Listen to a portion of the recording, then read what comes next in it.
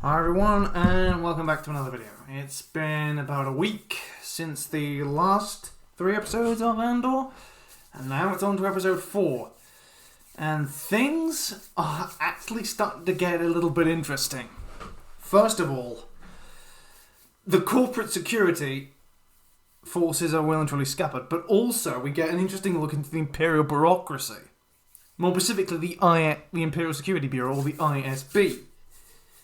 It was certainly interesting to see how it all worked and how bureaucratic it was. And I think we also got a look at our new main villain. Meanwhile, as for Andor, well, he's off doing something else. We're finally seeing how he becomes involved in the Rebel Alliance.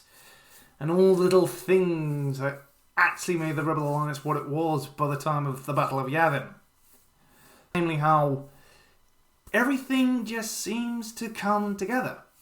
And the fact that there's a couple in the Imperial bureaucracy who seems to think that maybe there might be some kind of coordinated resistance either brewing by this point or well underway.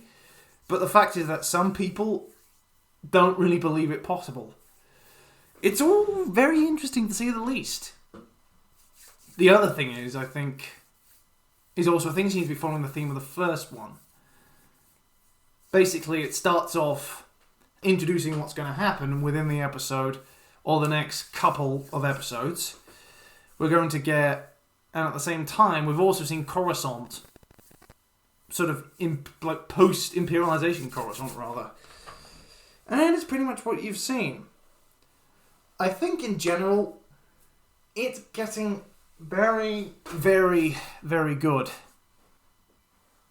Oh, it's getting interesting to say the least. And Mon Mothma is on screen again. Yeah, maybe I should have warned you about spoilers, but Mon Mothma is appearing on screen.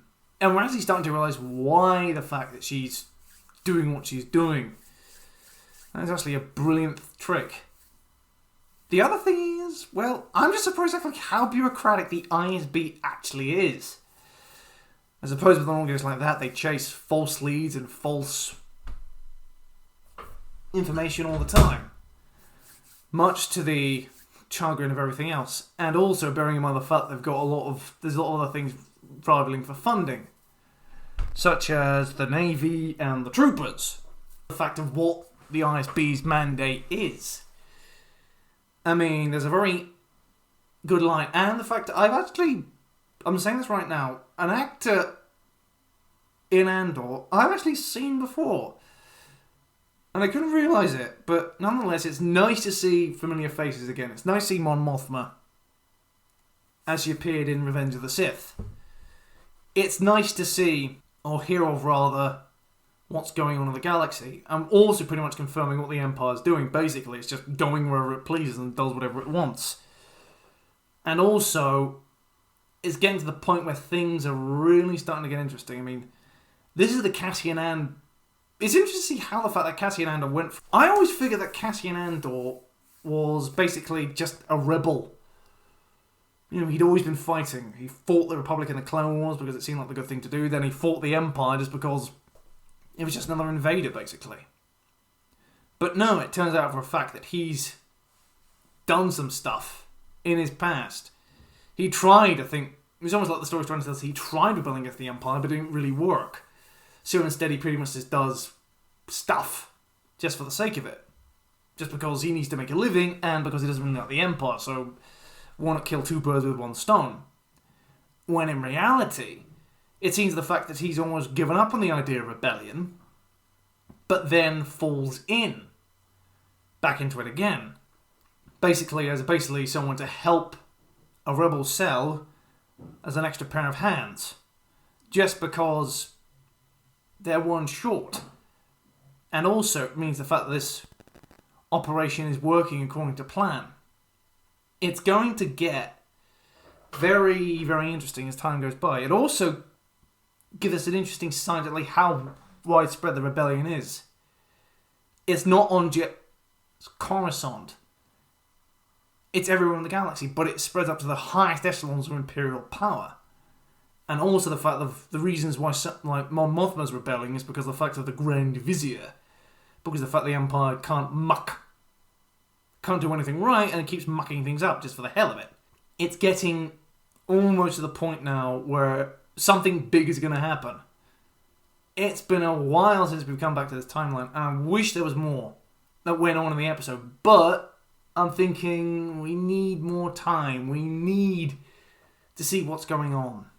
Also, at the same time, it's also rather interesting to think that who Cassian Andor's nemesis is. An Imperial security agent who is basically trying to either advance a career or thinks there's something brewing,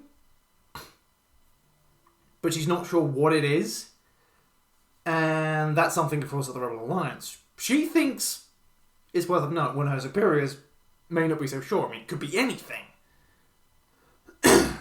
Which really just adds a whole richness to the story. It's getting very, very, very good. It's almost like as if it's perfectly stretched for like a weekly TV show. Enough stuff is revealed to keep you hooked, but at the same time enough is said that'll keep you, but not enough so the fact you don't know too much. You have to watch the next episode. I mean, Disney, Star Wars has definitely improved ever since The Mandalorian, and I think Andor is probably a testament to that. It's really showing exactly the kind of storytelling I think Star Wars is capable of. We've seen Star Wars do this sort of thing before, but now it is really coming into its own in a whole multitude of different ways. It's very, very interesting, very, very well thought out. At the same time, it's nice to see the fact that Disney is really looking for actors at this point, really just play minor roles, but nonetheless it's also good to see the fact of just how bureaucratic the Empire really is. It's not a monolithic machine, it's actually somewhat of a bureaucratic mess. And also the fact that you've got old men who basically were in the judicial days who still think that way, and then the new guard, which seems to think the fact that what the Empire should really be doing is, and their difference of approach, it is getting to the point of absolute brilliance. And it is getting there. Oh, it's getting very good. And I can't wait till the next episode for when the big event for this next story arc is going to happen. It's been teased. We know it's going to happen. We know what it's going to be like. And we know for a fact that Cassian Andor is something's probably going to go wrong. As it always does. But it's going to be that kind of good. That kind of brilliance. Well, it's been another good episode. And this is the Universal Challenger signing off. Please asking you to like, comment, and subscribe. And I'll see you in the next one. Cheerio.